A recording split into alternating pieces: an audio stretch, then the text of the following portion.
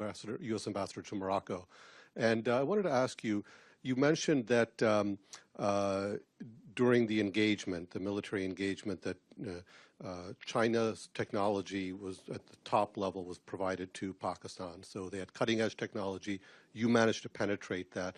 So I want to just press you a little bit more on that. Is the sense in the strategic community and top level politicians like yourself that India stacks up just fine against Chinese technology, or is there some sense of concern or reassessment going on in a serious way about where this leaves India relative to China?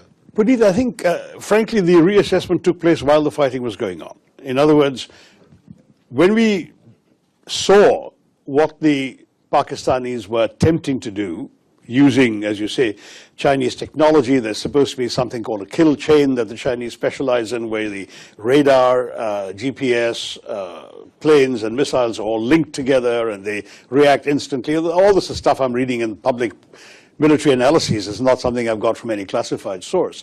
But when we saw that, we simply did things in a different way. Otherwise, we wouldn't have been able to hit T-11 airfields, and we wouldn't have been able to breach the Chinese supplied air defenses.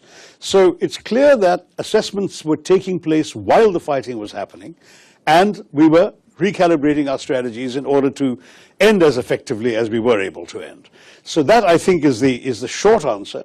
The longer answer, I'm afraid, only the military can provide. I mean, you and I have been at various ends of the policy spectrum in your country and in mine, but we haven't really been sitting in military headquarters. So I'll take a pass on how much further we can go on that. By the way, on the Chinese technology, I may have slightly misspoken, because my understanding is, for example, the aircraft given is the Chinese J-10, whereas the Chinese themselves have a J-20, which is apparently one or half a generation newer.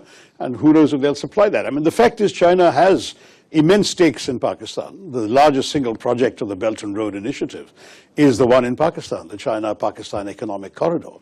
So we have no illusions about the degree of commitment that China may well be feeling towards Pakistan. Samir.